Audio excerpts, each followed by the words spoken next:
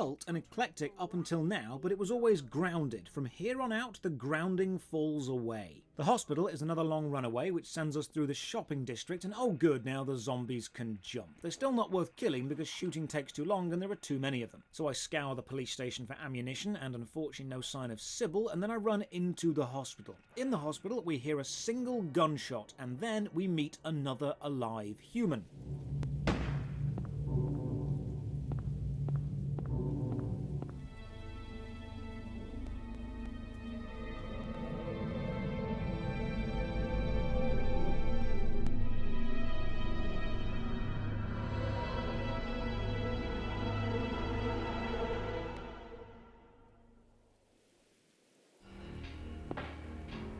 Hold it!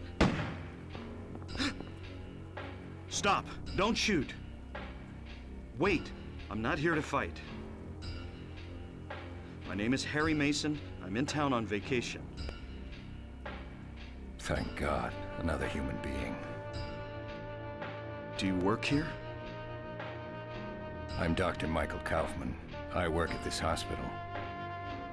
Do you see what I mean when I say the voice acting seems way too calm given the current situation? Okay, new location, which means new map. I don't care about bullets or health packs, I want a map. Silent Hill makes you rely on maps, and those brief few moments in a new zone without a map make you feel like a lost baby. Now, Silent Hill 1 has several endings. The bad ending, the okay ending, and the good ending. And to get the good ending, you need to do a lot of random, seemingly pointless steps which only make sense in hindsight. But to get the final real boss, you need to get the good ending, so I'll be making sure to do all those extra steps, like heading into the hospital kitchen and picking up a random empty plastic bottle and then filling it with a strange red liquid from the floor because I'll need it later. Normally I would dislike a game for having such random unknowable steps, but Silent Hill 1 is actually designed to be completed repeatedly, and every completion you learn what you need to do earlier in your next attempt. So it's actually designed to work like this. Here's a lovely subtle bit of psychological terror. When you're in the elevator, you can activate the panel and go to floor 1, 2 or 3. You can only go to each one, but they're all locked. But once you've been to the 3rd floor, the panel now gives a new button. Floor 4. There's no attention drawn to it, it's just there. It's not on the map, it's not spoken about, it's just there. And heading to the 4th floor triggers a cutscene of a young girl walking into an antique shop, and then you're back in the nightmare world. Now we meet one of the most iconic enemies in the whole Silent Hill franchise, the Nurse. These things take 6 shots to take down, meaning we are going to burn through ammo if we try and fight. Even more creepy experiences in the toilets. We hear banging, but there's no one there. Interestingly, when we kill a nurse, we can see some kind of parasite on their back, meaning they might not be possessed by a demonic spirit, but an actual physical thing. And this will be relevant later. We find a lighter and then some tentacles coming out of the wall lapping at a puddle of blood. We distract them by throwing a blood pouch I found earlier. I do like how most puzzles are solved without combat. Slowly but surely we are losing floor grates. Up until now we've always had a stable foundation to walk on, but now that's being removed. As you stay in the nightmare world longer, more and more of what you come to rely on as consistent becomes inconsistent. But at least the shotgun works well. I mean, it's only effective at close range, but when you are close, it is very, very effective. Find a basement key, and of course this means we are heading to the basement, which is fine because the basement bestows upon me the hammer, the best melee weapon in the game. I know some of you will be commenting it's the chainsaw or the rock drill. No, you're wrong, it's the hammer, because this thing never runs out of ammo and has crazy good range. Look, there are 3 nurses in the corridor, and thanks to the glory of the hammer, they all go down without a struggle. All praise the almighty hammer. And this is possibly a good time to talk about the slow change of Silent Hill from horror survival to action survival and how it's not always a good thing. The opening of the game has you running away from weak enemies because you are also weak. And now I'm actively seeking out enemies and mashing them to a pulp, combined with the lizard boss needing to be shotgunned to death, and you'll see a slow switch in gameplay focus. The start of the game is survival horror. The ending is action puzzler with horror elements. Once you've got enough ammunition to take down a small army, you're not really afraid of anything anymore. Every enemy in the game is weak to the hammer or to enough bullets. Once you are armed, there is nothing more powerful than you. And this switch in your favour really lessens the impact of horror. I found myself eagerly running around corners ready to blast stuff with buckshot instead of creeping around slowly hoping to avoid death. I became the hunter, and when this happens, the game really loses what horror grip it had on you. Return to a locked room from earlier and we meet another sane human in the nightmare world, the nurse, Lisa Garland. Finally, someone else who's okay. Who are you? My name's Lisa Garland. What's yours? Harry Mason. Harry, tell me what's happening here. Where is everybody? I must have gotten knocked out. When I came to, everyone was gone. It's awful. So you don't know anything either. Great. After a chat with Lisa, we experience an extreme headache and wake up to see Dahlia, the crazy lady from the church. She gives us a key to an antique shop, the one from our vision earlier. To find the street address, you actually need to go into your menu and look at the key, which will mark the shop on your map. I like this, it's logical. So we run through the town, and inside the antique shop, we meet Police Officer Sybil again. Harry! Sybil? I'm glad you're okay. I shouldn't have left you. Things are worse than I thought. She said something about the town being devoured by darkness. Gibberish like that. Any idea what it means? Darkness devouring the town. Must be on drugs.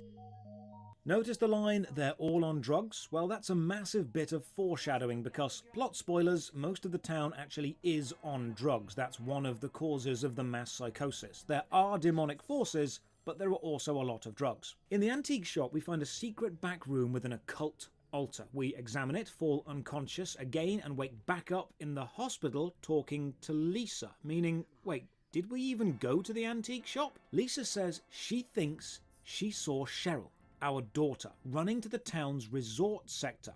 But before she can give us specifics for how to get there, we fall unconscious again and wake back up in the antique shop, except this time it's the nightmare version. This whole segment is very fast, and it's also the first time you feel reality breaking, making you as a player feel disconnected. So far we've had the floor fall away, we've had the map be broken, but now we've had our connection to the world as a consistent entity shaken up. We've been teleported from location to location, we've had conversations that might not have happened, and we've been pulled from reality into the nightmare with no explanation. So from this moment on, you don't know what you can trust as real, even in the seemingly real world. Leaving the antique shop puts you in the nightmare version of Silent Hill itself, and it's just as horrific as the school. Now, this narrative break is a real double-edged sword as far as story consistency goes. On one side, yes, it's unsettling to not be sure what's real and what isn't. It's not a nice feeling to not be able to trust your own senses. But on the other hand, this really damages the central narrative thread we as players had been clinging to. Without a consistent world, our journey isn't following any form of internal logic anymore. It's now become creepy set piece moving to creepy set piece. If I don't have any control over my location, or those locations can be switched at will, my understanding of the game world layout might be damaged so much that I actually stop caring about it. Why would I put effort into learning a world if that world can be changed on a whim and I have no power over it? This is a real narrative risk. You're pulling all sense of consistency away from the player, and some players will embrace this as gamified insanity, following the themes of madness and the unreliable narrator, while some will be turned away by the lack of mechanical cohesion in a world they're trying to immerse themselves in. We need to find Lisa and ask about the resort and where she may have seen Cheryl. This means running through the shopping district, another location we all know presented with the unusual, unsettling way of being completely empty. This also gives us this excellent creepy moment of all these TVs in a shop display turning on at once and playing static, then flashing up an occult symbol. A brilliant building of tension inside a relatable place, which is once again interrupted by a lackluster boss fight. This walkway falls down into a room full of sand and we get attacked by a giant slug. The giant slug swims through the sand and pops up to bite us, and we defeat it by shooting at it enough.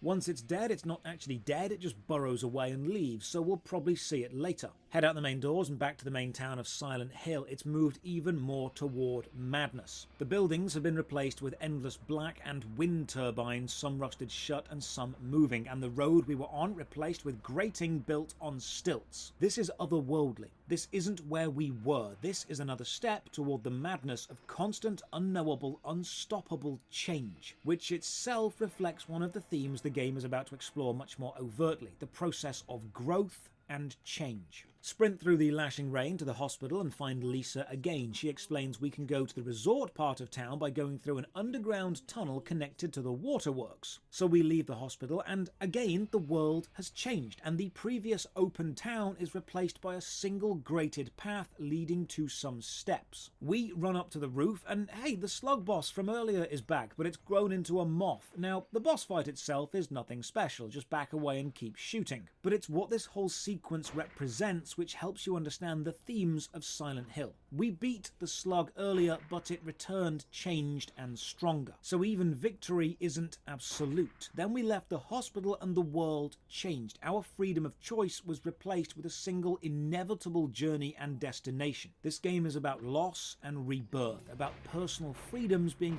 forcibly replaced with a preset path. And that actually reflects the path our daughter Cheryl is taking now without our knowledge. And a lot of the design from this point forward will echo these story beats. Killing the moth sends us back to reality, at least we think it does, and heading back down the steps of the building actually now teleports you straight to the waterworks. I guess the game realised endless running wasn't engaging gameplay. Break the lock on the gate by smacking it with the hammer, first and only time we have to interact with the world via combat, and this gets us into the sewers and brings us another enemy, this green scratcher enemy. And these are super irritating because they hang from the ceiling and the standard camera angle makes them impossible to see. But first things first, grab the map on the wall. Always remember the map. To avoid being ambushed from above, in the sewers you'll constantly be spinning the camera or readying your gun and watching to see if your character auto-aims at something, and if they do, just shoot. The sewers are meant to be more of a cautious area, but because you've got a small army's worth of ammunition by now, it's also more of an action section than a horror section. This is a shooting gallery. Move, shoot, shoot. And as far as horror goes, this is one of the weakest sections. The strength of Silent Hill is it takes locations we know, like schools or hospitals, and fills them with enemies we can recognize, like undead children or corrupted nurses. And it focuses on puzzles and exploration while there, and in doing so it creates a sense of relatable horror. And now it's taken a place not many people know, a sewer, and fills it with enemies we can't relate to, green slicer things, and focuses on gunplay. And this actually creates a sense of relative comfort, because we can definitely win with enough ammunition. The sewer section is the antithesis of Silent Hill's core design. Up until now, it's been things you recognize presented in ways you don't, filled with things more powerful than you. But here, it's a place you don't recognize, and you can't relate to, and you don't feel vulnerable because I'm the strongest thing here. This section loses all sense of dread or fear. Even when I'm ambushed by 3 enemies, which happened at the start of the game and was terrifying, now I can just outrun them and outgun them. This was a weak horror section. Out of the sewer, we head to Annie's, a local diner, and we meet Kaufman again. He's in a spot of bother with a zombie, so we save him. Without as much as a thank you, he just leaves, but he drops his key and a receipt on his way out, so we pick it up. Now, all of this section is optional, but we need to do it for the good ending. So we head to the local shop of the receipt, search a drawer, open a safe behind the counter, and you find it's full of drugs, proving Kaufman was probably involved in the drug supply chain. We head to the motel shown on the receipt and get in using the code. Inside there's a poster on a wall of an attractive lady, but interacting with it says, "Don't look at this now. Harry has his priorities sorted." This is no time for ogling scantily clad women. The key Kaufman dropped earlier is for room 3 of the motel, so we go to room 3 and the shower curtain is across.